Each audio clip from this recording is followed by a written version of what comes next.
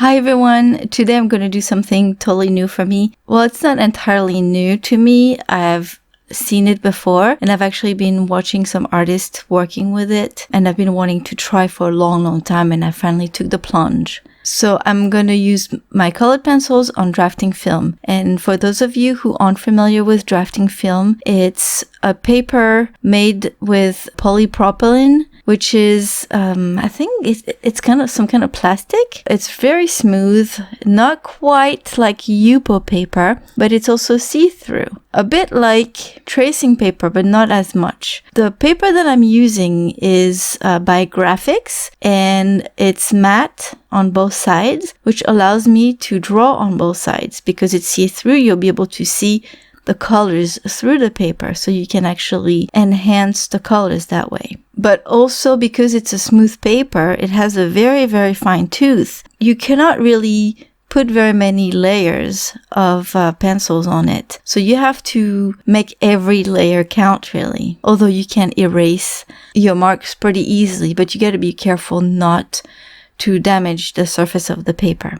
So this video is not going to really be a tutorial. I'm going to talk to you a bit more about my experience and how I drew things, and I kind of, fudged my way around because it was the very first time.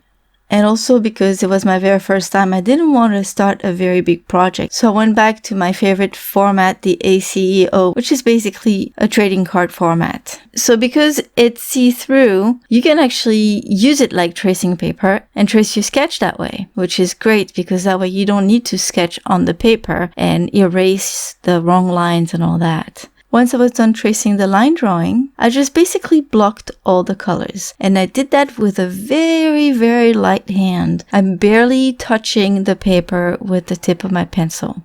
When I put all the brightest colors that I saw on the reference photo, then I blocked all the blacks. And I also went very lightly with it. And I think I forgot to tell you that I'm using Faber-Castell Polychromos colored pencils and also a few Caran d'Ache Pablo pencils. I basically used both brands to find all the colors that I needed. So to block in all the colors and especially the black, I didn't just color it in. I actually followed the direction of the hair and drew little lines to show the hair. In the white areas, I used my white pencil, and because you can't really see it, because I used my drafting film on the white paper, I took a piece of black paper and I put it underneath so that I could make sure that I applied enough white in the white areas of my drawing. So you can actually play with that, play with your background. In the end, because I want a white background for this one, I'm just going to put a little piece of white Bristol paper behind it, and it's going to make the colors pop that way. But you can use all sorts of papers and play with that in the background. You could put some green to give an impression of foliage maybe, or anything you want. It's actually really cool. You could also draw your background on the other side of the drawing. What is cool to do with that is what I did with the eyes, for instance. I really wanted the blue to stand out, so I added the blue on both sides of the paper to really make them pop. Once I blocked in everything, I went over everything with thicker and thicker layers and kind of tried to blend all the colors together. I must tell you that using this paper, the pencils feel so creamy. It's really dreamy. It's a lot of fun. So I blended everything and tried to make a thick layer, not unlike oil pastels actually. Not as thick as oil pastels, but kind of like that. And then I used a knife.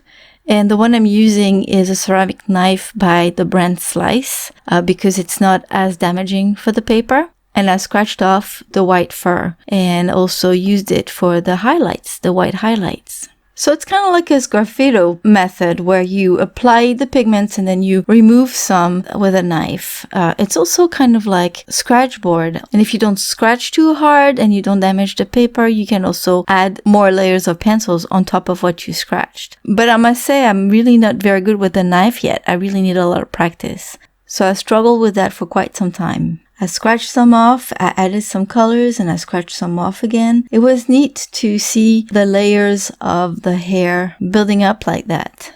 So I quite enjoyed using this. I'm going to use it more because it's a lot of fun, and I think that since the paper is so smooth, you can achieve photorealism because you don't see the grain of the paper.